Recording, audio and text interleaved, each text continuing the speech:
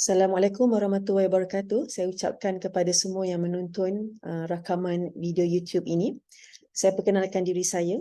Nama saya adalah Profesor Madya Dr. Siti Nurul Ain binti Mat Jamil.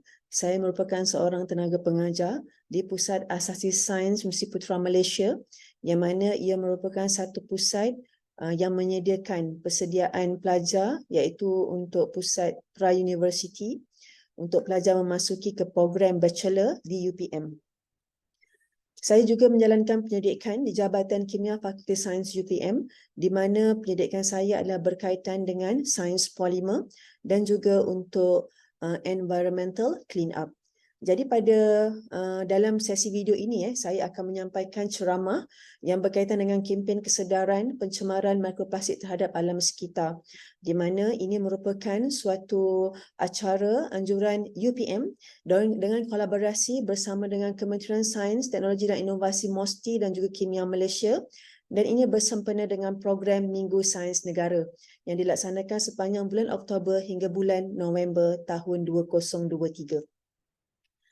Baik, saya teruskan kepada apakah yang akan saya ceritakan dalam video ini tentang plastik. Yang pertama, yang kandungannya adalah yang pertama tentang plastik, yang kedua plastik dan lautan, yang ketiga plastik dan tanah, yang keempat plastik dan pertanian, yang kelima biodegradasi, composable dan kita semula, yang keenam inovasi penghasilan plastik, yang ketujuh inovasi degradasi plastik ataupun penguraian plastik, dan yang ke-8 adalah cara untuk menyertai kuis. Jadi saya berharap kepada semua penonton, jika anda ingin menyertai kuis tersebut, saya mohon supaya meneliti dan juga mendengar sesi video YouTube ini dengan teliti sebelum anda membuka kuis yang akan anda jawab nanti. Baiklah, yang pertama kita akan lihat terlebih dahulu tentang kebaikan plastik. Walaupun pada masa ini kita lihat apabila berlakunya lambakan plastik yang memberikan kesan yang sangat kurang baik kepada alam sekitar, namun plastik sebenarnya adalah satu bahan yang sangat bermanfaat kepada manusia. Mengapa? Yang pertama, kerana ia murah dan tahan lama, mudah diperolehi dan boleh dibeli pada harga yang murah di mana-mana pasar raya, malahan ia boleh digunakan berulang kali. Yang kedua, plastik mudah dibentuk. Contohnya plastik jenis PVC atau vinyl yang merupakan polimer termoplastik dan amat mudah untuk dibentuk, tetapi sukar pula untuk dikitar semula. Jadi kalau kita lihat kepada plastik jenis termoplastik, ia adalah jenis plastik yang boleh untuk dibentuk berulang kali, hasil daripada dengan dikenakan pemanasan dan juga dengan tekanan. Itulah dia plastik termoplastik. Ia amat berbeza dengan plastik termoset. Kerana plastik termoset ia hanya boleh dibentuk satu kali sahaja dan ia tidak boleh lagi untuk dibentuk kepada bentuk-bentuk yang lain walaupun dikenakan dengan haba yang tinggi ataupun diberikan tekanan. Kemudian, plastik juga merupakan suatu penebar elektrik yang sangat baik. Disebabkan itulah plastik banyak digunakan dalam perkakasan elektrik. Dan plastik juga adalah satu jenis bahan yang kalis air. Ia sangat berguna untuk melindungi barang-barangan daripada basah. Contohnya ia digunakan sebagai pelapik kolam renang. Sudahlah ia ringan, kalis air, maka dan mudah juga untuk kita mengangkut barangan-barangan plastik pada satu tempat disebabkan sifatnya yang ringan. Ada pelbagai lagi kebaikan plastik di atas muka bumi ini, namun saya tunjukkan beberapa yang paling utama. Kemudian kita juga harus mengenali kod yang ada pada plastik, di mana kalau anda lihat itu boleh dikesan daripada kod tiga segi ini. Jadi apakah kegunaan kod segitiga pada plastik? Yang pertama, ia menggambarkan jenis botol mengikut kategori jenis bahan yang digunakan untuk menghasilkannya. Yang kedua, ia merupakan simbol sama ada bekas plastik itu selamat atau tidak untuk digunakan semula. Jadi kalau kita lihat simbol pada plastik itu adalah nombor 1, itu adalah plastik jenis polyethylene terephthalate ataupun nama pendeknya adalah PET ataupun PETE. Jadi plastik PET ia boleh dikitar semula, ia tahan lama, kuat dan ringan, tapi tidak digalakkan untuk digunakan semula. Ini kenapa? Sebab jika kita lihat dengan secara halus atau menggunakan mikroskop contohnya, sebenarnya permukaan plastik PET ia mempunyai banyak rongga-rongga ataupun porous. karakteristik. Jadi porous karakteristik ini, ia adalah bentuk yang berlubang-lubang yang sangat halus di mana boleh terjadi kuman ataupun kotoran terlekat pada rongga-rongga yang sangat halus ini. Jadi jika adanya penyembunyian kuman ataupun kotoran dalam rongga-rongga ini, sudah tentu tidak selamat kalau kita ingin gunakan kembali plastik PET. Walaupun kita sudah membasuhnya berulang kali. Ia sangat berbahaya kerana ia dikatakan boleh mencetuskan penyakit kanser jika kita mempunyai kebiasaan menggunakan botol PET berulang-ulang kali. Jadi kegunaan untuk botol PET-nya adalah untuk mengisi air mineral contohnya dan juga air bikarbonat. Okey, jadi kita lihat pula untuk plastik dengan simbol nombor 2 iaitu High Density Polyethylene ataupun HDPE. Ini adalah jenis plastik yang boleh dikitas semula. Ia bersifat legap, bukannya jenis lutsina. Tahan suhu tinggi, tidak digalakkan digunakan berulang kali. Ia digunakan untuk mengisi sabun pencuci, cecair shampoo dan juga mengisi susu segar. Itulah kebaikan untuk HDPE dengan simbol nombor 2. Okey, kita lihat kepada plastik jenis dengan simbol nombor 3. Ini dinamakan sebagai polyvinyl chloride ataupun PVC. PVC ini adalah sejenis polimer ataupun plastik yang sukar dikitar semula. Ia diperbuat daripada polimer termoplastik macam yang saya jelaskan tadi. Ia boleh dibentuk berulang-ulang kali apabila dikenakan haba dan juga apabila dikenakan tekanan. Ia dihasilkan daripada monomer yang dinamakan sebagai vinyl chloride. Dan ia mudah dibentuk, sebab itulah untuk plastik jenis polyvinyl chloride ada yang berbentuk rigid, ada yang berbentuk fleksibel. Namun demikian, separuh daripada kandungan PVC ini mengandungi klorin, yang mana kita tahu klorin adalah satu jenis bahan kimia yang sangat toksik. Okey, oleh demikian, ia berupaya melepaskan bahan berbahaya juga ke persekitaran dan beracun daripada klorin juga boleh membebaskan merkuri dan juga plumbum. Jadi kegunaan PVC adalah untuk pelbagai jenis bahan asas untuk manusia seperti pembalut plastik, pelampung dan juga alatan perubatan. Kemudian kita lihat kepada plastik dengan simbol nombor 4. Ini dinamakan sebagai LDPE, iaitu Low Density Polyethylene. Ia boleh dikitas semula, mudah dihasilkan dan fleksibel, selamat untuk penyimpanan makanan dan minuman kerana ia tidak mengandungi bisphenol A, yang mana bisphenol A adalah satu sebatian kimia yang sangat berbahaya kepada manusia. Namun kita elakkan daripada menggunakan semula plastik ini kerana dipercayai bahan yang dilepaskan boleh menjejaskan hormon manusia. Kemudian kita juga dapat lihat di sini, seterusnya adalah plastik dengan simbol nombor 5. Ini dinamakan sebagai polypropylene ataupun PP. Ia boleh dikitas semula. Dia terbuat daripada polimer termoplastik yang tahan panas dan kukuh. Plastik yang paling selamat digunakan semula. Boleh menghalang kelembapan masuk ke dalam bekas. Ia digunakan untuk menghasilkan cawan plastik, botol susu bayi, bekas makanan dan juga botol kosmetik macam yang anda lihat pada gambar ini. Okey, kemudian kita juga ada polystyrene dengan simbol 3 segi dengan angka 6 di sini. Jadi polystyrene ini tidak boleh dikitas semula. Sudah tentulah ia merupakan polimer yang dihasilkan dari petroleum. Ia berupaya melepaskan bahan berbahaya jika terdedah kepada suhu tinggi dan menjejaskan kesihatan. Ia selalunya digunakan sebagai bekas makanan dan minuman pakai buang. Tapi saya lihat banyak di kafeteria, di restoran ataupun apabila ada pihak yang menganjurkan majlis-majlis perkahwinan dan sebagainya, mereka tidak lagi menggunakan polystyrene. Kebanyakannya menggunakan dengan polypropylene. Okey, kemudian kita lihat juga plastik dengan simbol nombor 7.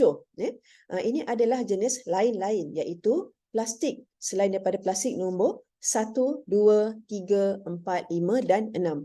Jadi plastik dengan angka 7 ini tidak boleh dikitas semula. Kenapa begitu? Ia diperbuat daripada campuran 2 atau lebih bahan plastik yang kita tak dapat kenal pasti dengan jelas.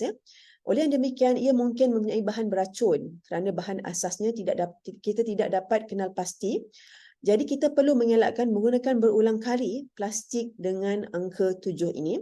Ia selalu digunakan sebagai botol minuman olahraga, pembungkus termos, balang air besar, sipi kap bayi ataupun polikarbonat. Polikarbonat adalah satu jenis plastik atau polimer yang banyak digunakan sebagai casing CD. Kemudian sudah tentulah kita ada plastik boleh biodegradasi ataupun boleh terurai secara semula jadi dengan adanya pengaruh kelembapan, cahaya matahari, dan juga daripada persekitaran yang sesuai lah.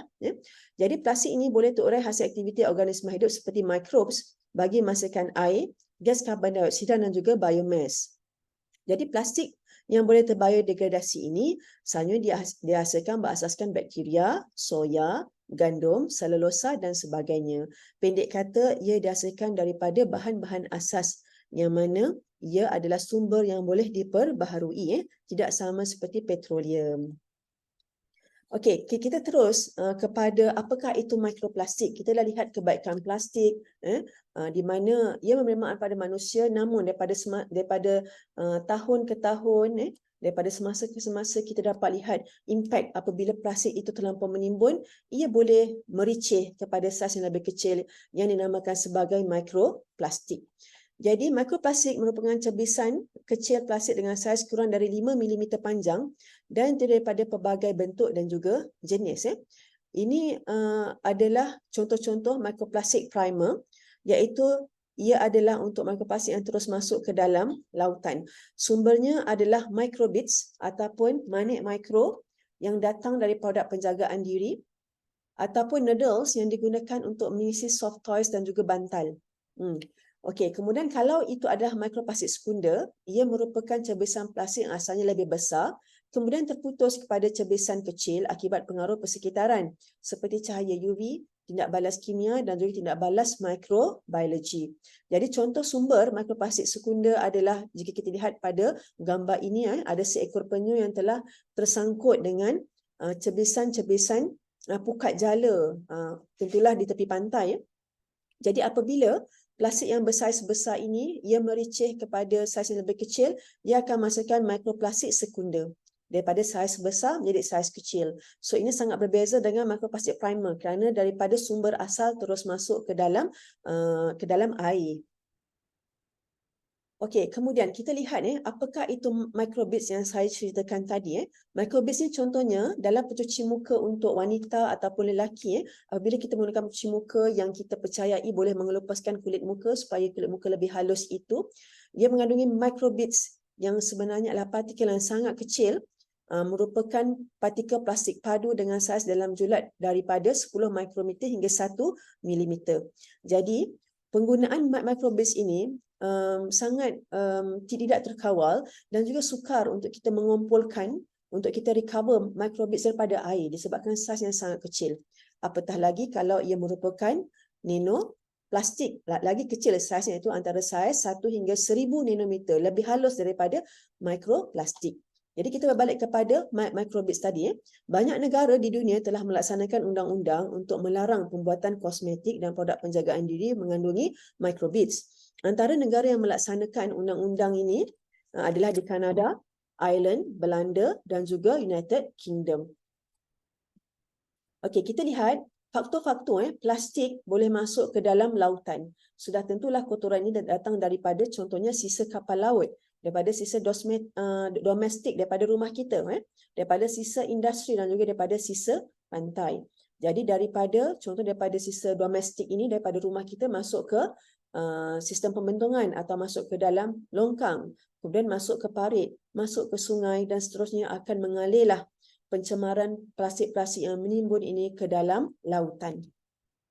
Jadi di sini saya ingin menunjukkan satu video yang sangat penting untuk kita semua lihatlah apa inovasi yang telah dilaksanakan oleh pihak NGO di luar sana, di mana apa di sini ditunjukkan usaha mereka untuk menghentikan sampah sarap daripada memasuki lautan. Dinamakan sebagai trash tsunami. Jadi kalau kita sebut tsunami ni perkara yang sangat besar kan, inilah yang berlaku, trash tsunami. Jadi saya berharap semua dapat menonton video ini. Here it comes.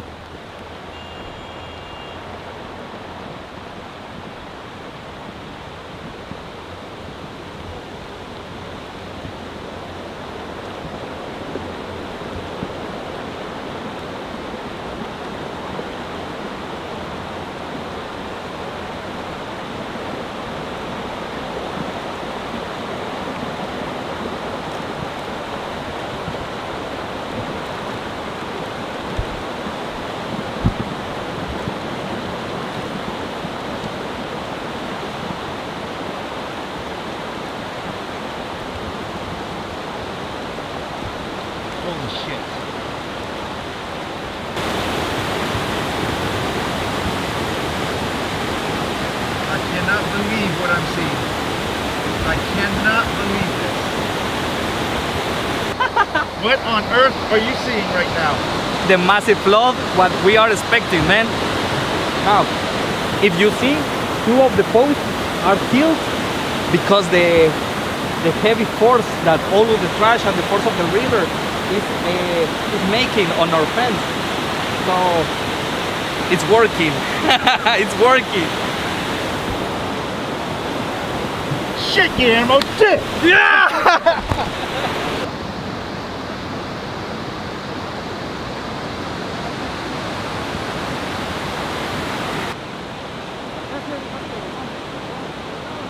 Right now we are losing a considerable amount of plastic over there because of the strength of the river is making all of the ground of the dirt flushing away. So we are losing a lot of amount of plastic over there. Look at that.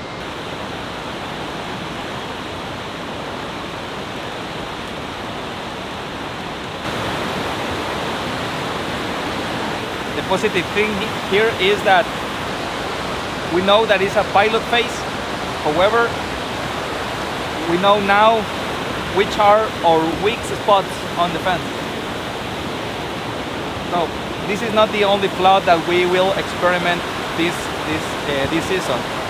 So let's keep working. Let's correct these issues, and I hope that for the next flash flood we will be ready for stop all of the plastic.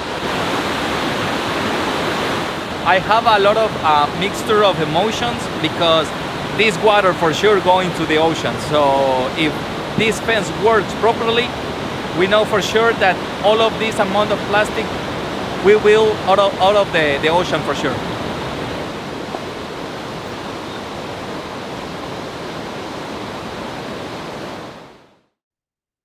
Okey, baik. Jadi kepada anda semua yang menonton, anda dapat lihat itu adalah tim daripada The Ocean Clean Up di Guatemala, di mana mereka cuba untuk menghentikan tsunami sampah daripada memasuki lautan. Jadi kalau kita lihat tadi usaha mereka itu asalnya nampak berjaya, mereka sangat happy di mana mereka telah membina interceptor trash fence untuk menghentikan plastik daripada memasuki Sungai Caribbean sebenarnya. Walau bagaimanapun daripada semasa ke semasa oleh kerana tsunami sampah itu sangat besar, ia tetap dapat menembusi trash fence yang telah mereka bina. Tapi mereka nampaknya tidak give up. Mereka kata ini adalah satu percubaan dahulu. Mereka tahu mereka perlu menghasilkan trash fence yang mana lebih kuat ataupun dengan desain yang lebih baik supaya tidaklah terlepas sampah-sampah itu masuk ke dalam lautan yang luas sana. Jadi saya lihat ini adalah satu inovasi yang sangat bagus dilaksanakan oleh pelbagai pihak untuk menghentikan sampah-sampah daripada mencemari lautan. Disebabkan itulah kita juga sebagai individu ataupun sebagai organisasi, kita juga haruslah menyumbang kepada pengurangan plastik. Kalau tidak, lihatlah betapa banyaknya tsunami plastik yang boleh masuk ke dalam lautan yang luas sana. Okey, baik.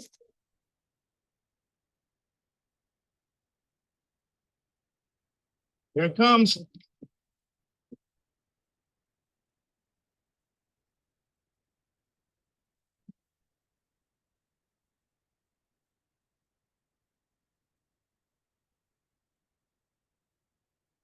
Sebentar Okey, baik. Saya teruskan pembentangan lagi Okay, kita lihat video tadi Jadi apakah yang berlaku apabila plastik masuk ke lautan? Di mana yang ditunjukkan tadi usaha daripada pihak The Ocean Clean Up itu adalah walaupun kali ini mereka gagal, tapi mereka tetap akan berusaha untuk mengelakkan daripada 20 juta berat daripada 20 juta tan sampah daripada terus masuki lautan Caribbean. Okey, jadi apa yang berlaku bila plastik masuk ke dalam lautan? Plastik akan berpecah kepada cebisan-cebisan kecil. Dan ia tersebar ke lautan luas melalui arus. Jadi cebisan dengan saiz kurang daripada 5 mm diklasifikasikan sebagai mikroplastik.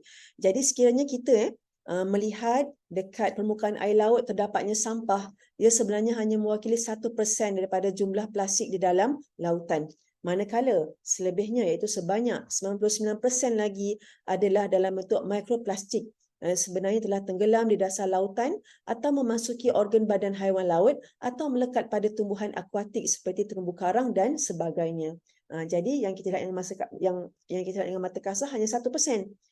99% lagi sebenarnya dah banyak dah termendap dekat dasar lautan. Kalau kita lihat di sini kesannya terhadap haiwan dan persekitaran, kita lihatlah penyu haiwan tercekik dan mengalami kecederaan fizikal, perubahan tahap oksigen dalam sel badan haiwan dan menurunkan tenaga haiwan tersebut. Kalau kita lihat di sini, penyu yang asalnya sihat kelihatan sangat lemah. Sudah tentunya kerana oksigen telah kekurangan di dalam sel badannya akibat telah tertelan plastik. Dan sudah tentulah kesan mikroplastik ataupun plastik ini memberikan implikasi kepada tumbesaran haiwan dan pembiakan haiwan tersebut, dan keseimbangan ekosistem kita akan terjejas. Okey, kemudian kalau kita lihat apa pula kesan mikroplastik dalam makanan manusia. Jadi kalau dilihat di sini partikel telah ditemui dalam makanan laut yang dijual untuk makanan manusia seperti tiram dan juga garam laut. Dianggarkan 11,000 partikel mikroplastik ditelan oleh penggemar makanan laut di Eropah setiap tahun. Tanpa kita sedar, ramai manusia sebenarnya telah menelan mikroplastik, tapi tidak dapat dikesan kerana saiz yang sangat-sangat halus. Sebab itulah tiada laporan kajian yang menunjukkan kesihatan manusia boleh terjejas akibat tertelan mikroplastik dalam makanan. Tapi hal ini tidak boleh diambil ringan kerana pengumpulan mikroplastik atau nanoplastik dalam usus mungkin memberikan kesan untuk jangka masa panjang kepada manusia. Sekarang tak nampak kesannya, siapa tahu kalau kita banyak sangat makan seafood contoh, ada impak di masa akan datang jika seafood itu tercemar dengan mikro ataupun nanoplastik. Jadi saya tekankan kembali di sini, nanoplastik adalah cebisan plastik yang lebih kecil berbanding mikroplastik, iaitu saiz antara 1 hingga 1000 nanometer. Yang terhasil akibat hakisan berterusan terhadap mikroplastik. So daripada saiz yang besar plastik menjadi mikroplastik, daripada mikroplastik saiznya semakin mericih menjadi nanoplastik. Okey, inilah dia. Kita lihat ikan ini berinteraksi, ini hanyalah kartunlah sebagai humor. Kata ikan ini, this plastic microbeads really do help exfoliate your skin. Ini yang saya katakan tadi, apabila kita menggunakan kosmetik yang mengandungi microbeads, ia sangat sedap apabila kita pakai. Kita rasa selepas kita memakai pencuci muka yang ada microbeads, kulit semakin licin kerana sel-sel kulit mata telah pun dinyahkan daripada permukaan muka. Tapi di sebalik itu sebenarnya microbeads yang kita lepaskan ke dalam air itu dimakan oleh ikan. Jadi ikan pula yang kita lihat terhakis pula ataupun menggelupas pula kulit ikan. Ini adalah dalam bentuk kartun. Tapi itulah kebaikan untuk manusia, tapi amat memberikan keburukan kepada aquatics. Okey, kemudian kita lihat kesan microbeads dan juga ikan yang sedang membesar. Ini apabila dilihat ikan ini nampak tak biji-biji yang kecil-kecil ini? Ini adalah apa yang telah ditelan oleh ikan kecil ini, memang sangat kasihan. Jadi ditunjukkan di sini, developing fish that are exposed to high concentration of microplastic particles exhibit altered behaviors. Jadi ikan-ikan ini yang telah terdedah dengan partikel mikroplastik pada kepekatan yang tinggi akan mengalami perubahan tingkah laku dan juga perkembangan yang terbantut. Dan akhirnya akan meningkatkan potensi untuk mereka mati. Jadi di sini after exposure, baby fish became smaller, slower and more susceptible to predators. Jadi sudahlah ikan tu jenis kecil, pertumbuhan terbantut, pergerakan semakin perlahan sebab kekurangan oksigen. Jadi dia akan mudah untuk terdedah kepada musuhnya. Okay, part of the problem, say the Uppsala researchers who led the work, ini adalah saintis daripada Uppsala, is that larval fish are actually preferring the microplastic in favor of their natural food source. Lihatlah sini, ikan-ikan kecil sebenarnya didapati lebih suka pula untuk menelan mikroplastik berbanding sumber makanan dia yang asli, sebab mereka menyangkakan microbeads tu dalam bentuk ataupun mikroplastik dalam bentuk yang sangat halus, kemudian berwarna cantik pula, biru, merah, kuning, warna fluorescent dan sebagainya. Jadi mereka menyangka itu adalah makanan yang menyelerakan.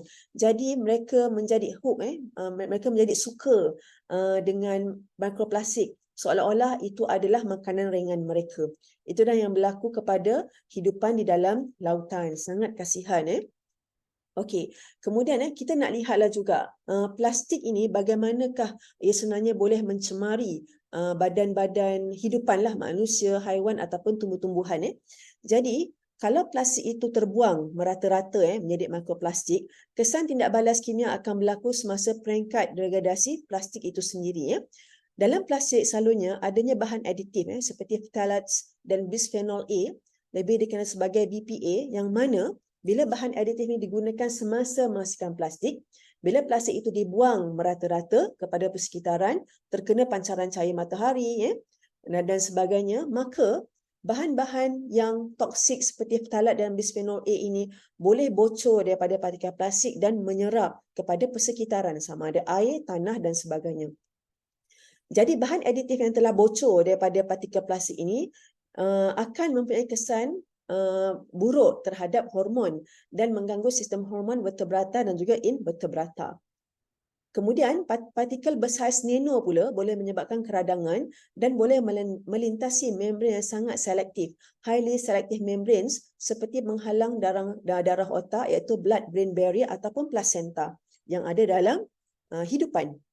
Pada peringkat sel, ia boleh mencetuskan perubahan dalam ekspresi gen dan tindak balas biokimia. Jadi ini dilaporkan oleh Land-Based Institute of Freshwater Ecology and Inland Fisheries. Kesan jangka masa panjang belum diteroka dengan lebih lanjut. Okey, namun telah terdapat petunjuk bahawa nanoplastik mempunyai kesan perubahan tingkah laku behavior kepada ikan apabila nanoplastik ataupun bahan-bahan aditif pada nanoplastik menembusi penghalang darah otak ataupun blood-brain barrier. Itulah kesannya hinggalah kepada peringkat sel dalam hidupan sama ada haiwan ataupun manusia. Okey, kemudian kita akan lihat satu lagi video di mana anda akan lihat adanya pencemaran mikroplastik dalam botol dalam air yang dibotolkan seperti air mineral. Kita saksikan bersama-sama video ini. A new global study is laying waste to the supposed purity of most bottled waters. Researchers affiliated with the journalism organization Or Media tested nearly a dozen brands of water purchased in countries around the world, and they found some disquieting things. David Common's been looking at that research. David here in studio with me. This is the largest investigation of its kind, as I mentioned, in a number of different countries. Tell us what it found. So what they did is they went to a number of countries, Asia, North America, South America, Europe, and they pulled bottled water that was available on the shelves and sent it to a lab in New York, had it tested, and they were looking for microplastics. Those are extremely tiny pieces of plastic, the thickness of a human hair. And in many cases, they found them. In fact, in 93% of the bottles that were tested, brands that you know, Aquafina, Dasani, Nestle, the list goes on and on. So international brands Evian, and not San any brand in Pellegrino. particular. Wow. No, yeah, all sorts of brands. In 93% of the bottles they tested, they found these microplastics. Now, in some cases, they were very, very tiny amounts. In some cases, they were thousands of particles in a liter of water. The average bottle would be about half a liter. So it gives you an idea that there can be a significant number of them actually out there. Wasn't found in every bottle, but it was certainly found in the overwhelming majority of the bottles that were tested. We know a few things about microplastics. We know that they exist all over the place. We know they're in tap water.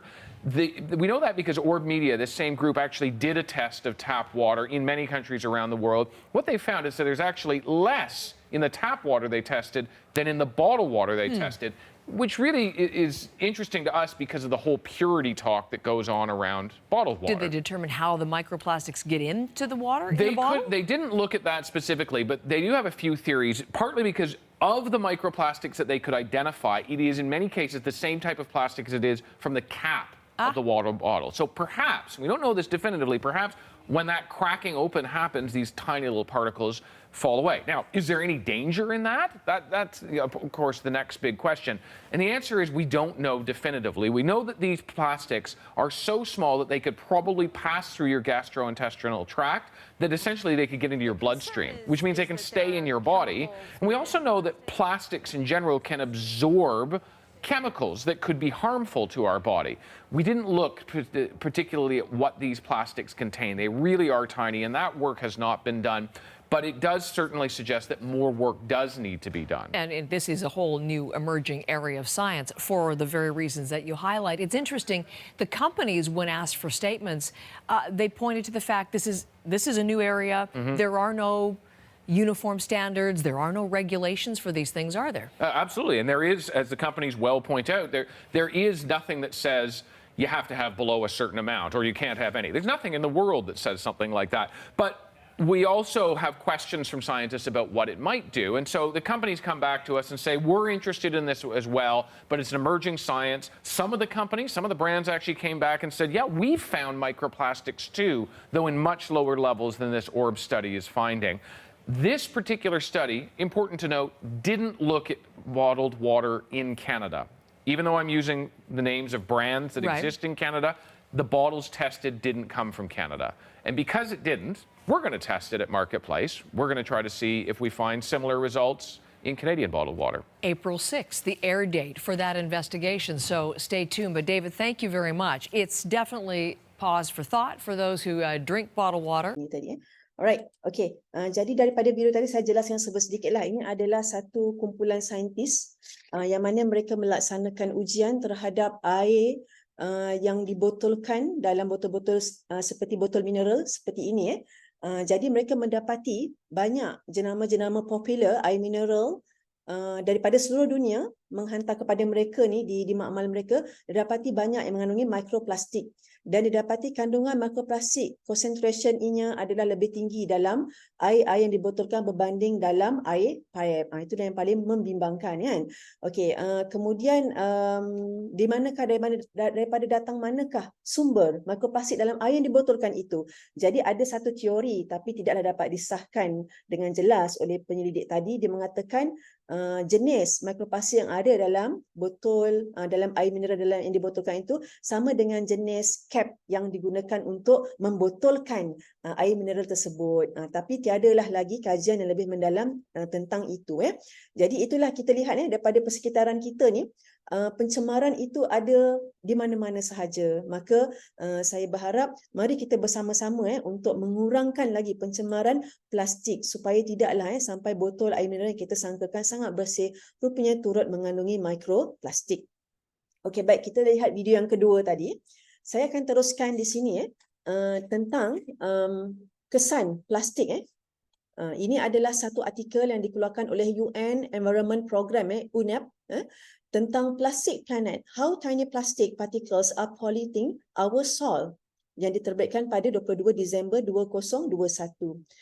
Jadi kita lihat plastik bukan saja memberikan kesan dalam air, maksudnya dia juga memberikan kesan yang kurang baik terhadap tanah. Kita lihat apa yang berlaku. Okey, di sini kita lihat tanah yang tercemar dengan plastik dilaporkan dalam Proceeding of the Royal Society tahun 2020 dilaporkan tentang kesan kehadiran mikroplastik kepada fauna tanah. Mikroplastik menyebabkan pengurangan spesies yang hidup di bawah permukaan tanah seperti hama, larva dan pelbagai hidupan halus yang sepatutnya menyeimbangkan kesuburan tanah ataupun pH tanah. Jadi kalau kita bercakap tentang pH, ia menentukan acidity ataupun basicity tanah tersebut.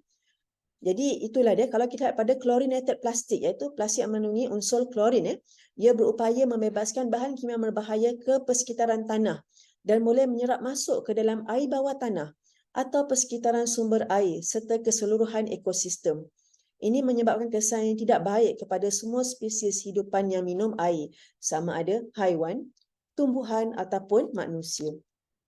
Jadi bagaimana untuk kita mengurangkan atau menghalang pencemaran tanah dengan bahan-bahan membahaya yang datang daripada plastik? Kita harus bertukar kepada organic farming, gunakanlah bahan-bahan yang lebih organik, implement a proper waste management system sudah tentu kita sebenarnya kena ada satu sistem pengurusan sisa-sisa sebenarnya lebih bersepadu. Recycle to limit waste generation. Jadi kita kena guna semula, kita semula atau apa-apa saja yang kita gunakan setiap hari itu supaya tidak menyusahkan generasi akan datang. Planting trees or reforestation, kita kena tanam lebih banyak pokok, lebih banyak hutan sepatutnya ada supaya dapat memberikan banyak oksigen kepada manusia, dan ada banyak lagi cadangan-cadangan supaya kita dapat mengurangkan pencemaran tanah. Ini saya ambil daripada earthreminder.com. Jadi ini saya nak tunjukkan beberapa usaha lah daripada pihak di luar sana untuk mengatasi pencemaran tanah. Pada bulan Mei 2018, Food and Agriculture Organization ataupun FAO dan juga Global Soil Partnership WHO, United Nations Environment Program UNEP tadi, dan rakan kerjasama lain telah mengadakan Global Symposium on Soil Pollution dinamakan sebagai GSOP 18 untuk mengadunkan ataupun untuk memurnikan untuk supaya adanya integrasi antara ilmu sains dan polisi iaitu undang-undang bagi memahami status, penyebab dan impak dan penyelesaian kepada pencemaran tanah yang semakin berluas daripada semasa ke semasa. Hasil dokumen simposium itu, Be the Solution to Soil Pollution, telah mereka laksanakan tindakan bersepadu untuk #StopSoilPollution. Jadi kalau anda semua dapat lihat, kalau anda type #StopSoilPollution, anda akan dapat lihat apakah usaha yang telah mereka laksanakan untuk mengurangkan pencemaran pada tanah. Pada tahun 2021, FAO dan UNEP telah melaksanakan Global Assessment of Soil Pollution yang memperhalusi risiko dan impak pencemaran tanah terhadap kesihatan manusia, alam sekitar dan keterjaminan makanan. Inilah yang paling utama sekali. Apabila kita mempunyai tanah yang kurang subur, tanah yang tercemar, sudah tentulah sukar untuk kita menghasilkan tanaman yang berkualiti, dan sudah tentu ia akan memberikan kesan kepada sumber makanan manusia. Okey, tadi kita lihat pencemaran pada tanah, kita lihat pencemaran yang datang daripada jentian mikro ataupun microfiber. Sumber utama sudah tentu adalah fabrik pakaian yang kita pakai sehari-hari ini. Jadi jentian halus daripada kain berasaskan akrilik, nylon, spandex dan polyester akan tertanggal setiap kali kita membasuh pakaian. Jentian halus ini akan dibawa bersama air ke dalam sistem rawatan sisa air atau dibuang ke dalam persekitaran terbuka ataupun open environment. Jadi dilaporkan oleh Waterworld pada tahun 2016 menunjukkan lebih daripada 700,000 jentian plastik bersaiz mikro boleh dilepaskan ke persekitaran pada setiap kitaran mesin basuh. Kan kita gunakan mesin basuh untuk mencuci pakaian. Setiap kali kita mencuci pakaian, 700,000 jentian plastik dengan saiz mikro yang sangat halus akan dilepaskan ke persekitaran.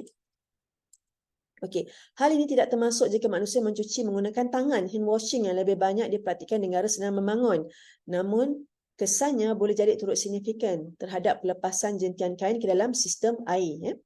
Jadi, kajian hasil kerjasama antara syarikat pakaian Patagonia dan penyidik daripada University of California Santa Barbara pada tahun 2016, mereka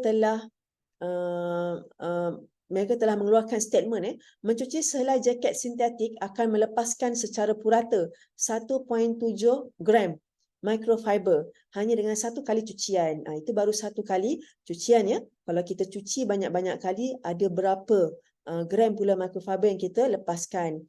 Kalau kita dalam satu keluarga, kita ada banyak pakaian, agak-agaknya dalam setahun berapa kilogram microfiber yang sebenarnya kita telah rilis kepada persekitaran terbuka.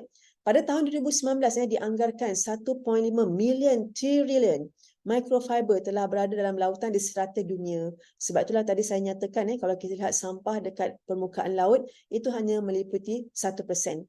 Manakala 99% pula merupakan apa yang kita dapat lihat dengan mata kasar. Okey, saya nak tunjukkan di sini how long until it's gone. Ini adalah jangkaan penguraian, tahap penguraian untuk beberapa barangan yang paling common sekali dibuang dekat lautan. Okey, kalau kita lihat di sini ini adalah pampers ataupun lampin pakai buang untuk bayi mengambil masa 450 tahun, puntung rokok 1 hingga 5 tahun, paper towel 2 hingga 4 minggu, glass bottle tak dapat ditentukan, cotton shirt pakaian daripada kapas 2 hingga 5 bulan. Maklumlah sebab cotton ini adalah daripada polimer semula jadi. Kemudian kalau kita lihat dekat sini, plastik botol 450 tahun barulah ia boleh terurai.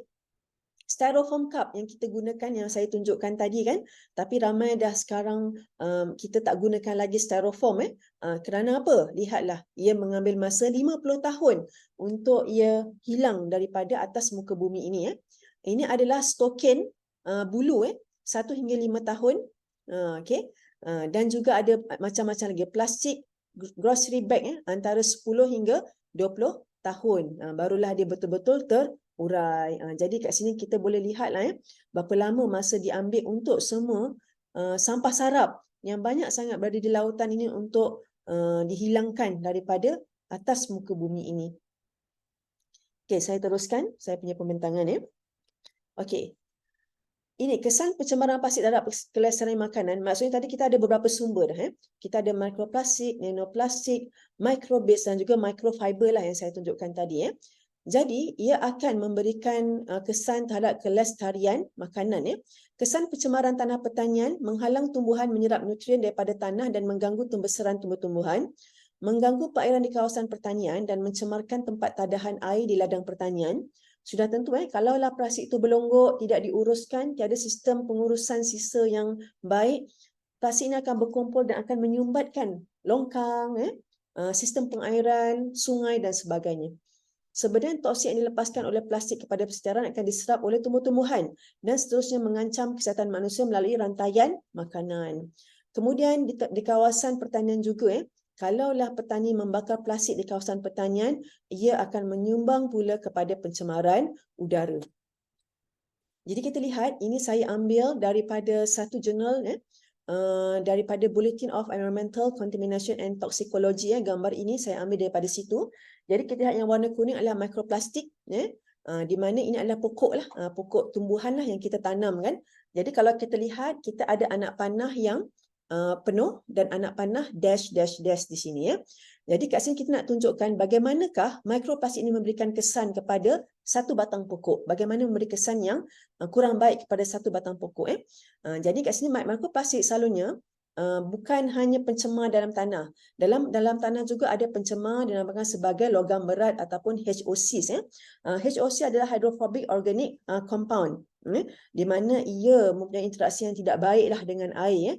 Antara sumbernya adalah asid lemak dan lain-lain lah. Itu adalah HOCs. Okey, baik. Jadi apabila mikroplastik bergabung dengan logam berat yang mencemari tanah dan juga HOCs, dia akan memberikan kesan terhadap animal ataupun haiwan yang ada dekat dalam tanah. Ini adalah kesan direct, kesan yang terus. Kemudian ia juga akan membantutkan pertumbuhan akar dan mengurangkan uptake ataupun pengambilan nutrien ataupun air oleh akar itu untuk pembesaran pokok dan akan mengganggu gene expression. Dan selain daripada itu, komponen-komponen yang toksik ini juga akan mempengaruhi microbes yang ada dalam tanah macam yang saya jelaskan tadi. Dia akan mengganggu sifat-sifat tanah itu sendiri. Itu adalah kesan secara langsung lah. Kesan secara tak langsung pula kat sini kita lihat yang ada anak panah dash ni, kita lihat akan dekat sini juga memberi kesan kepada pokok. Kalau kita lihat yang kuning-kuning ni adalah mikroplastik kan. Ini adalah mikroplastik yang terlekat pula pada batang pokok dan juga pada permukaan daun. Dia akan menghalang cahaya matahari. Dan juga mikroplastik boleh degrade ataupun boleh terurai pada daun-daunan dan akan membebaskan sisa-sisa toksik pada daun tersebut. Jadi kalau kita nak ambil ulam-ulaman contoh kan, kita tak boleh terus makan sebenarnya. Kita kena cuci dulu ulam-ulaman tersebut. Sebab pada zaman ini, toksik itu, bahan-bahan yang berbahaya ada di mana-mana saja. Termasuklah mikroplastik. Kalau tak cuci, takut kita tertelan pula mikroplastik apabila kita makan ulam-ulaman segar. Okey. Kemudian langkah mengurangkan pencemaran plastik dalam pertanian menggunakan pembungkusan yang mampan, sustainable packaging. Saya akan tunjukkan nanti apakah dia pembungkusan yang mampan. Pengurangan penggunaan plastik oleh para petani dalam pengusaha makanan dengan menggunakan plastik boleh biodegradasi untuk pembungkusan makanan, Menggunakan plastik sungkupan daripada bahan boleh biodegradasi seperti gandum dan selulosa. Maksudnya kita hasilkan plastik, tapi kita derive bahan aktif daripada gandum dan selulosa untuk menjadi komponen plastik tersebut. Plastik sungkupan boleh biodegradasi ini boleh digunakan untuk melindungi tanah, menghalang pertumbuhan rumpai dan mengekalkan kelembapan tanah, mereputkan bahan organik tanpa meninggalkan residu toksik. Itulah plastik sungkupan sebenarnya banyak digunakan oleh petani lah untuk contohnya saya tunjukkan di sini. Okey, sekarang kita lihat apa dia perbezaan antara biodegradasi, compostable dan juga kitar semula. Ini adalah pembungkus makanan boleh biodegradasi ataupun biodegradable plastik. Pembungkus ini rantaiannya boleh dipecahkan atau putus dengan cepat, membentuk plastik bersaiz mikro, boleh terurai pada komponen asal dan bergabung kembali dengan persekitaran.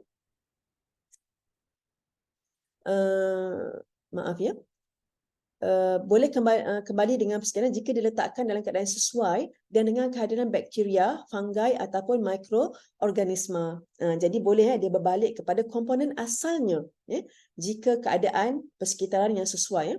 Terurai kepada gas karbon dioksida, air dan juga mineral semula jadi. Dijangkakan bahan ini boleh terurai tanpa meninggalkan sebarang bahan toksik. Okey, contohnya contoh daripada pembungkus makanan boleh biodegradasi, contohnya kayu. Kalau kita gunakan kayu yang tidak dirawat dengan bahan kimia, maksudnya tak ada bahan aditif lah. Selalunya bahan aditif pada kayu ataupun pembungkus yang berasal daripada kayu, kita gunakan bahan kimia untuk menjadikannya lebih tahan lama dan untuk mencegah pereputan dan juga serangga-serangga sebenarnya. Dan kita boleh juga gunakan kertas boleh biodegradasi dan kita boleh juga menggunakan setengah logam walaupun mengambil masa bertahun-tahun untuk mengalami biodegradasi. Itulah beberapa antara contoh pembungkus makanan yang boleh biodegradasi. Okey, kemudian ingin saya tekankan di sini, tidak semua bahan boleh biodegradasi ini betul-betul 100% boleh biodegradasi. Bagaimana ia boleh jadi tidak biodegradasi adalah kerana kita menggunakan bahan aditif lah untuk kita menghasilkan plastik yang kononnya biodegradasi itu. Kemudian dapat lihat di sini kita boleh melaksanakan proses biodegradasi itu dengan lancar kalau kita ada sumber cahaya, bakteria dan juga air yang mencukupi supaya menyokong proses biodegradasi tersebut. Okey, kemudian pembungkus makanan compostable. Ini contoh-contohnya saya ambil. Pembungkus ini boleh dipecahkan, rantaiannya boleh dipecahkan atau putus kepada komponen asalnya. Pembungkus makanan compostable lazimnya dihasilkan daripada bahan organik yang berasaskan tumbuhan. Rantaian bahan ini boleh putus pada suatu jangka masa tertentu dan tidak meninggalkan sisa toksik. Boleh kembali kepada persekitaran dengan cepat dalam keadaan persekitaran yang sesuai macam yang saya sebutkan sebentar tadi. Okey, baik. Kemudian pembungkus makanan boleh dikitar semula. Okey, so pembungkus makanan jenis ini boleh diproses dan digunakan semula. Contohnya ialah bahan berasaskan kaca, logam dan setengah plastik. Jadi simbol macam yang simbol tiga segi ini sangat penting untuk diletakkan pada bekas pembungkus. Merupakan tanggungjawab pengeluar lah supaya pengguna tahu sama ada ia boleh dikitar semula ataupun sebaliknya. Okey, yang ini tadi contoh PETE dan juga HDPE. Kalau kita PETE bersifat lutsina, HDPE adalah bersifat legap. So mereka mempunyai fungsi masing-masing. Okey, kita nak tengok pula di sini inovasi dalam pembuatan pembungkusan makanan mesra alam yang telah dilaksanakan di luar sana.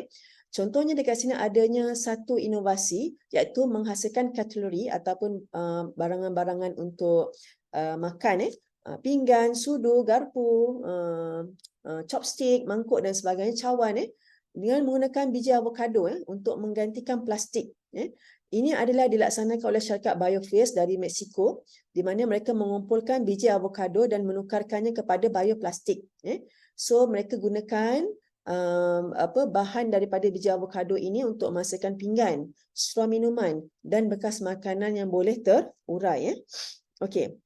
Jadi kalau mereka nak menghasilkan cutlery daripada biji avocado ni, dia sebenarnya mengandungi 60% biji avocado dan 40% bahan organik lain. Kenapa kena ada campuran bahan organik lain? Supaya pinggan atau mangkuk yang dihasilkan daripada biji avocado ini mempunyai sifat mekanikal dan fizikal yang kuat lah. Jadi bukan saja sebenarnya mereka pun perlu melakukan penyidikan lah. Bukan saja ia dihasilkan daripada bahan yang bahan semula jadi, tapi juga ia cukup kukuh lah untuk digunakan oleh manusia. Okey. Kemudian dekat sini adanya juga inovasi daripada Green Science Alliance Company Limited menghasilkan botol berasaskan selulosa daripada polylactic acid. Ini jenis botol yang mereka telah hasilkan. Bekas minuman mesra alam juga dihasilkan oleh syarikat Frugal Pack daripada Britain. Mereka menggantikan botol kaca kepada botol berasaskan selulosa. Jadi botol ini dihasilkan daripada 94% bahan kita semula iaitu kertas keras. Dan ianya 5 kali lebih ringan berbanding botol kaca. Okey. Walaupun bukan 100% inovasi ini menurunkan jejak karbon, namun ia menyebabkan jejak karbon 6 kali lebih rendah berbanding degradasi botol konvensional. Maka ia berpotensi menggantikan bukan sahaja botol kaca tetapi juga botol plastik. Jadi di sini saya nak cerita sikit lah apa dia jejak karbon. Jejak karbon ini adalah merupakan jumlah pembebasan gas rumah hijau. Contohnya karbon dioksida, gas metan, hasil aktiviti manusia. Contohnya kalau kita naik kereta, kita naik motor, kita menggunakan petrol kan, itu semua meninggalkan jejak karbon. Jadi kalau kita nak kurangkan jejak karbon ada pelbagai cara. Contohnya kalau kita dah habis charge handphone kita kan, kita offkan plug tersebut, kurangkan penggunaan tenaga. Kita boleh kurangkan jejak karbon dengan cara itu. Kalau kita sudah tidak gunakan bilik, kita keluar daripada bilik dah habis study kan, para pelajar dah habis study, kita nak pergi makan dengan parents dekat dapur, kita tutup lampu bilik kita. Itu juga satu usaha untuk mengurangkan jejak karbon. Okey. Alright. Dan sudah tentulah kalau kita kurang menggunakan plastik, kita juga amat mengurangkan jejak karbon dalam kehidupan seharian kita. Guna semula plastik, kalau kita pergi shopping tu, kita bawa satu beg yang mana ia boleh digunakan berulang kali. Okey, baik, saya teruskan ya. Ini juga adalah satu lagi inovasi di mana menggunakan bekas makanan yang mampan berasaskan tepung jagung, berteh jagung dan juga cendawan. Ia berpotensi menjadi pengganti kepada styrofoam dan juga plastik. Okey, kita dah lihat styrofoam tadi mengambil masa berpuluh tahun untuk degrade kan. Okey, dihasilkan daripada polylactic acid PLA yang diturunkan daripada pelbagai sumber boleh diperbaharui. Sumber boleh diperbaharui adalah opposite kepada sumber tidak boleh diperbaharui lah seperti petroleum kan. Okey, sumber daripada tepung jagung dan berteh jagung merupakan satu sumber yang mudah diperolehi, murah dan 100% boleh biodegradasi. Mereka juga ada inovasi menghasilkan bekas berasaskan cendawan dengan menggunakan fungus pada akar cendawan tersebut. Pembungkus yang dihasilkan adalah kalis air dan terurai dalam masa beberapa minggu. Jadi kalau kita lihat sini adanya usaha daripada syarikat gergasi IKEA di mana mereka memasarkan ataupun mereka ship barangan mereka dengan menggunakan dengan menggunakan kontainer atau kotak-kotak yang berasaskan daripada cendawan. Satu usaha yang nampak belum popular lagi, namun kita berharap supaya lebih banyak syarikat-syarikat gergasi di dunia ini mencontohi apa yang dilaksanakan oleh pihak IKEA tersebut supaya kita boleh menggunakan pembungkus barangan yang lebih mesra alam dan boleh biodegradasi. Okey, kemudian kita juga adanya pembungkus makanan take away berasaskan buluh. Selalunya kalau kita lihat chopstick kan, banyak yang mereka dah gunakan buluh lah untuk membuat chopstick. Kerana apa buluh ni memang sangat versatile, tumbuhannya ia tumbuh dengan cepat besar dan juga membiak. Pembungkus makanan ini bukan sahaja boleh biodegradasi, malahan 100% compostable dalam masa 2 hingga 6 bulan. Itu kalau kita gunakan pembungkus makanan berasaskan buluh. Pembungkus yang dihasilkan adalah kuat dan fleksibel. Bukan sahaja ideal untuk pembungkus makanan, tapi juga sesuai dijadikan perancah di tempat pembinaan ataupun scaffolding lah untuk tempat pembinaan. Dia kuat, tapi dia juga adalah biodegradable. Itulah kebaikan menggunakan pembungkus ataupun bahan-bahan pembinaan berasaskan buluh. Jadi ada satu syarikat bernama Universal Biopack dari Thailand menghasilkan pembungkus makanan berasaskan buruh dan ubi kayu. Contoh produk ialah penyepit makanan, mangkuk dan barangan kategori lain. Okey.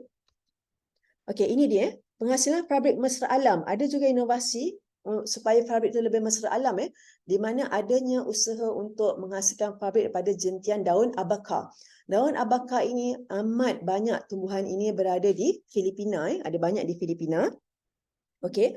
Daripada kapas organik, daripada linen organik, daripada rami ataupun hemp, sejenis tanaman yang membesar tanpa memerlukan racun serangga. Rami akan semakin lembut daripada semasa ke semasa dan akhirnya akan sepenuhnya terurai di persekitaran. Sutera, sutera pun satu jenis fabrik yang mesra alam. Walaupun dia mempunyai isu di mana 15,000 ulat sutera diperlukan dalam penghasilan 1 meter kain sutera. So daripada segi etikanya, menggunakan kain sutera ini daripada aspek biodegradasi bagus. Tapi daripada aspek kebajikan haiwan iaitu ulat sutera itu sendiri, ia adalah agak bertentangan. Itulah daripada segi etika kan, yang mana kita kena balance lah antara kedua-duanya. Okey. Kemudian buluh bersifat antibakteria secara semula jadi dan mudah diperolehi. Macam saya sebutkan tadi, buluh ini cepat membiak dan cepat membesar. Fabrik daripada bulu pun boleh juga mempunyai isu etika perlindungan haiwan pula masalahnya. Ada daripada aspek etika lah untuk kebajikan haiwan. Kebaikannya ialah ia tidak akan menghasilkan mikroplastik yang mencemarkan alam sekitar. And then satu lagi tanaman namakan sebagai jute. Sejenis tanaman yang cepat membesar dan menyerap lebih banyak karbon dioksida berbanding tanaman lain. Amat sudah dijadikan fabrik pakaian yang asli dan boleh biodegradasi. Jadi kat sini ada 8 jenis bahan semula jadi yang sebenarnya dikategorikan sebagai fabrik mesra alam. Okey, bagaimana fabrik yang kita sangkakan boleh biodegradasi menjadi tidak biodegradasi? Ada beberapa faktor yang menyebabkan ia sebenarnya bukanlah boleh 100% boleh biodegradasi. Yang pertama, disebabkan penggunaan pewarna pakaian itu sendiri yang berasal daripada dye sintetik, pewarna sintetik. Pewarna sintetik itu sendiri adalah bersifat toksik kepada alam sekitar. Maka katalah pakaian itu kita dye, kita warnakan menggunakan pewarna sintetik, dia sebenarnya bukan dalam kategori pakaian yang 100% boleh biodegradasi. Kemudian, ada satu proses dinamakan sebagai leather tanning, rawatan untuk pakaian berasaskan kulit ataupun chrome tanning lah. Kalau kita laksanakan proses itu pun memang sebenarnya ia memberikan kesan yang sangat tak baik kepada persekitaran. Pekerja-pekerja yang terlibat dengan proses leather tanning ni pun terdedah kepada toksik juga. Okey, kemudian kalau nak masukkan fabrik itu menggunakan bahan aditif, bahan tambah. Ada pelbagai faktor sebenarnya nak masukkan fabrik ni, kita tak tambahkan dengan bahan tambah nak jadikan dia lebih tahan lama dan sebagainya lah. Tapi sebenarnya bahan aditif ini kalau fabrik tu kita buang saja kat persekitaran, kita tak guna semula dengan something yang lebih bermanfaat, maka bahan aditif pada jentian fabrik itu akan terbebas ke persekitaran dan diserap pula oleh oleh tanah, masuk ke sistem pengairan dan sebagainya. Kemudian, satu lagi adalah campuran fabrik. Perasan tak kalau kita pakai jeans kan? Jeans kita boleh stretchable. Kan? Dia macam boleh regang sendiri kan? Itu contoh pakaian campuran antara cotton, walaupun cotton tu cotton asli, macam yang saya katakan fabrik mesra alam tadi, tapi ia selalu dicampur dengan spandex. Spandex satu jenis polimer yang menyebabkan macam jeans tadi jadi stretchable, lagi selesa kita nak pakai lah kan? Kebaikan untuk manusia, tapi itu adalah satu jenis fabrik yang tidak boleh 100% biodegradasi. Ada juga satu jenis fabrik campuran antara polyester dan juga kapas. Itu pun bukanlah yang jenis 100% boleh biodegradasi. Okey, saya dah nyatakan 4 faktor tadi yang menyebabkan fabrik biodegradasi menjadi fabrik tidak biodegradasi. Okey, kita nak lihat inovasi penghasilan pakaian daripada pakaian lama. Okey, kita akan lihat video ini. Sama-sama kita tonton. These fibers are made from old clothes. It's part of a process that can turn nearly any used fabric into something brand new. First, this ozone chamber sanitizes the fabric in about an hour. A technician like Emily removes the buttons, labels, and zippers, and cuts the garment so the fabric is easy to work with. The shredder strips the bits of cloth down further, but this part of the process does require some new materials. Another machine mixes that cotton with the recycled skirt. Emily then rolls the mixed fibers into clumps and feeds them into a machine that turns them into what's called a fiber web. But what happens next makes the assembly line in Hong Kong the first of its kind. The fiber web gets bundled into these snake-like slivers. The slivers are then spun into ply yarn, the building blocks of a new garment. Okey, baik. So kita lihat inovasi penghasilan pakaian baru daripada pakaian lama. Itulah yang mereka usahalah daripada pihak pengilang untuk mengurangkan pencemaran dekat alam sekitar lah. Jadi dekat sini kalau kita lihat kembali di sini. These fibers are made from old clothes. It's part of a process that can turn nearly any used fabric into something brand new. First, Okey, saya nak tunjukkan ini apa yang mereka laksanakan di Hong Kong. Ada tadi location di Hong Kong. Jadi untuk proses itu berlaku mereka telah menggunakan beberapa jenis mesin lah daripada bermula dengan mensanitasi pakaian itu di dalam ozone chamber dulu untuk menyahkan semua kotoran, kuman-kuman yang ada pada pakaian lama. Barulah mereka boleh proses ke tahap yang seterusnya. Okey. Jadi saya akan teruskan. Kita ada sikit lagi lah. Okey, kita lihat inovasi. Kemudian, saya nak tunjukkan tentang inovasi terkini juga daripada para saintis di luar sana. Ada banyak, tapi saya akan tunjukkan dua jenis sahaja inovasi, iaitu saintis yang menemukan bakteria pemakan plastik. Ini satu perkara yang sangat mengujakan, kerana kalaulah plastik ini boleh dinyahkan atau digradasi dengan cara lebih cepat menggunakan bakteria, mengapa tidak kita sertai cara ini. Jadi pada inilah dia punya sejarahnya. We are just getting started the plastic eating bacteria that could change the world. Jadi pada tahun 2001, saintis dari Institut Teknologi Kyoto yang diketuai oleh Profesor Dr. Kohei Oda telah menemui bakteria yang boleh makan plastik. Di mana bakteria ini telah menuai karbon dalam plastik sebagai tenaga untuk bakteria tersebut membesar, bergerak dan membahagi ataupun divide kepada lebih banyak bakteria. Jadi pada tahun 2001 mereka telah menemui bakteria ini. Namun pada waktu itu belum adanya keperluan yang begitu mendesak terhadap pencemaran plastik ini kan. Jadi pada tahun 2016 lah barulah mereka telah menerbitkan hasil penemuan mereka dalam jurnal berprestij. Dilaporkan bahawa nama bakteria pemakan plastik ini adalah Idonella sacchensis. Enzim yang dihasilkan oleh bakteria ini telah memecahkan rantaian plastik PET. PET yang simbol nombor 1 tadi. Okey, banyak digunakan untuk pakaian dan pembungkusan. Okey, kita lihat kat sini. Inilah dia bakteria Idonella sacchensis. Jadi sebenarnya nama sacchensis ni sebenarnya bersempena dengan bandar di mana bakteria ini ditemui, iaitu di Bandar Sakai, Japan. Okey, bagaimana dia berfungsi? Plastic eating bacteria. So contoh kita ada PET dekat sini, PET.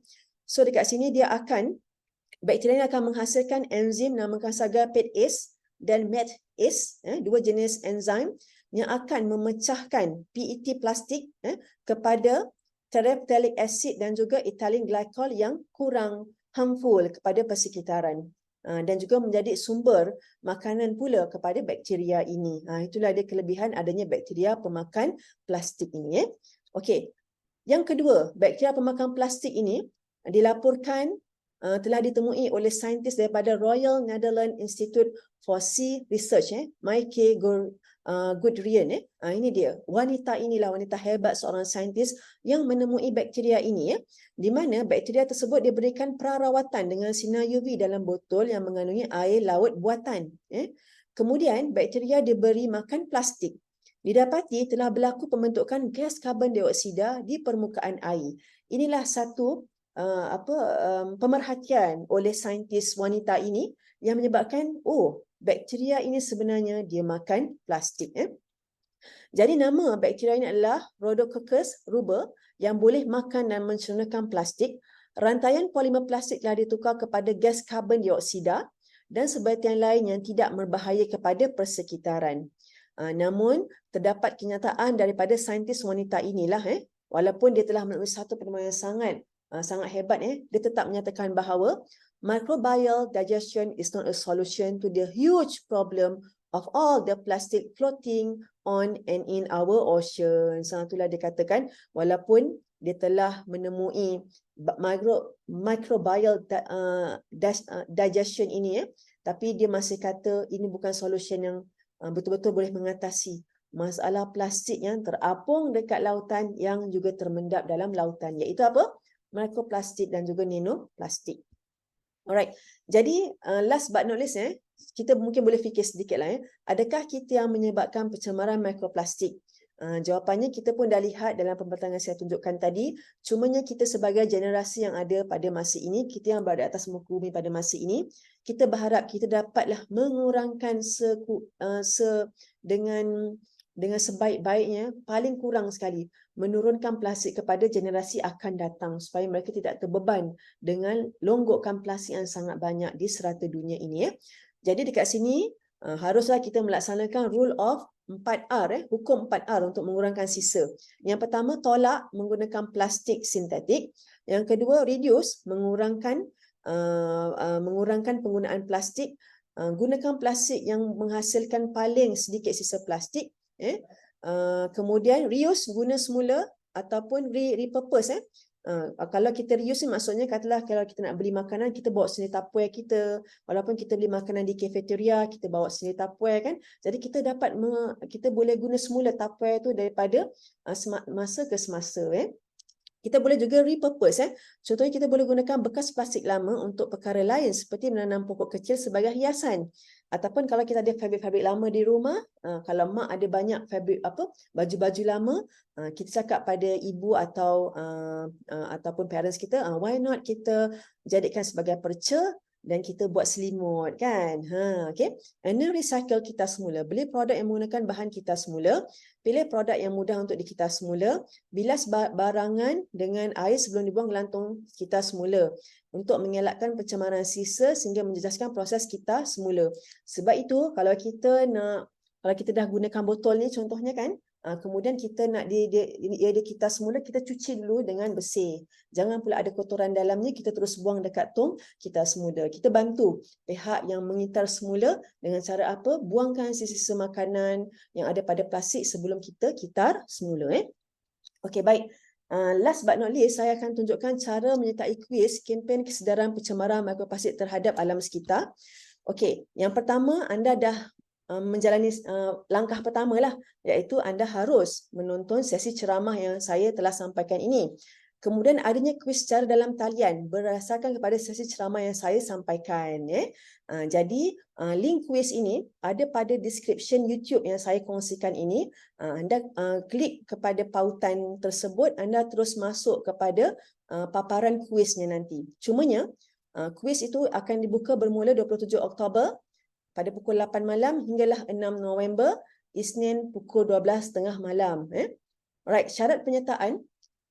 Pastikan menggunakan email address yang valid, wujud dan terkini. Saya tidak akan melayanlah kalau ada gunakan email address lama, gunakan email address parents ke, sampai anda tak mendapat sijil dan sebagainya. Saya harap gunakan memang email address anda sendiri. Satu penyertaan saja untuk setiap nama pelajar. Dua kategori penyertaan iaitu pelajar sekolah rendah antara 10 hingga 12 tahun dan sekolah menengah 13 hingga 17 tahun. Okay. Namun set soalan tu sebenarnya dia berbeza. Okey, anda dikendaki menyelesaikan kuis melalui Google Form pada masa yang telah ditetapkan, di mana saya telah setkan time limit. Jadi once anda login pada Google Form kuis tersebut, anda diberi masa tertentu untuk menyudahkan kuis itu dengan segera. Oleh yang demikian, anda harus menonton dulu video YouTube ini dengan teliti sebelum anda mula login dalam kuis Google Form tersebut. Dan tolong tinggalkan komen anda dalam komen YouTube yang saya kongsikan ini. Contohnya saya daripada sekolah menengah sekian-sekian. Contohlah guru ke para pelajar ke, tolong tinggalkan jejak anda dalam video YouTube ini. Saya harap begitulah. Tolonglah. Jadi saya tahulah kan, kita ada peserta dari sekian-sekian tempat dan sebagainya. Jadi ingat, tonton dulu video YouTube ini dengan teliti, baru anda mula menjawab. Anda ada masa yang sangat limited untuk menjawab soalan tersebut. Jadi saya harap anda boleh menjadi pemenang kepada sesi kuis itu nanti. Okey, baiklah, itu saja daripada saya. Terima kasih kepada semua. Jika terdapat sebarang permasalahan, nanti boleh hubungi saya dekat nombor yang saya tinggalkan dalam poster kempen pencemaran makroplastik terhadap alam sekitar ini. Assalamualaikum.